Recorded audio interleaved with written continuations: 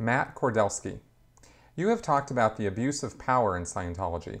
Most of the other documentaries and webcasts about Scientology and any cult/mind control organization talk a lot about the abuse of power. The kind of abuse that pops up all the time in any organization where someone has power over someone else.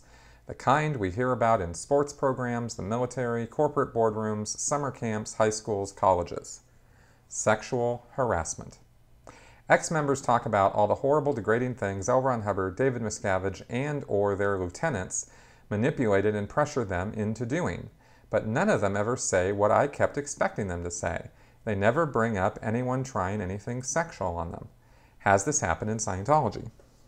Well, the short answer is, yeah, of course it's happened in Scientology. You don't have a group of people, thousands large, tens of thousands, hundreds of thousands large, over 60 years without there being some, problems with sexual harassment or with, well, the biggest problem I saw and experienced when I was in the Sea Org was statutory rape. By experienced, I don't mean that I took part in anything like that. I mean that I observed that it had happened, and it was always handled internally. It was always hushed up. It was always shut down.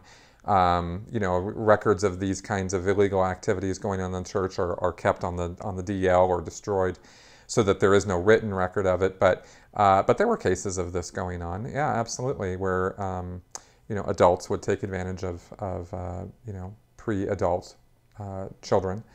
And I don't mean like 10-year-olds, I mean, 16, 17, 18-year-olds, but it did happen, and there's no excuse for it, and I don't mean to, by putting those ages on it, I'm just describing what occurred, I'm not excusing it.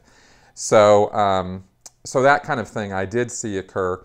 I saw it happen a handful of times, though. In 27 years, only a handful of instances of that.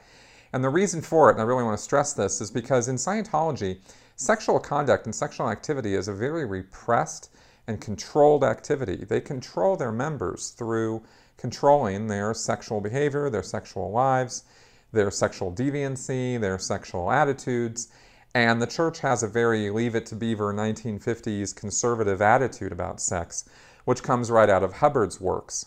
So that's why they're so homophobic. That's why they're very down on sex, and they consider it just sort of a thing that people do, and this is especially true at the Sea Org level, where it's just every part of your life is completely regulated and controlled, and that very much includes your sex life. So this kind of thing is monitored and watched pretty closely, and generally speaking, when you have that level of control, practically an Orwellian 1984 level of control over people's lives, they tend to try to keep their noses clean. And you don't get a lot of debauchery or, there's no sex orgies or anything like that going on. And also, I just never heard of any instances of sexual harassment as such. Maybe another thing I can say about that is that in the Sea organization, certainly, and definitely out in the other orgs, a lot of the seniors are women. There's a lot of women in senior positions in the church. You have David Miscavige as the head, but he really likes to put women below him, and at lower echelons, it's kind of a coin toss as to whether it's going to be men or women. Scientology is not an old men's club. So I believe, I'm going out on a limb here because I don't know, but I'm thinking that the instances of sexual harassment of women to men is less than it would be, the other way around. So maybe that's a factor as well, but that's just conjecture on my part.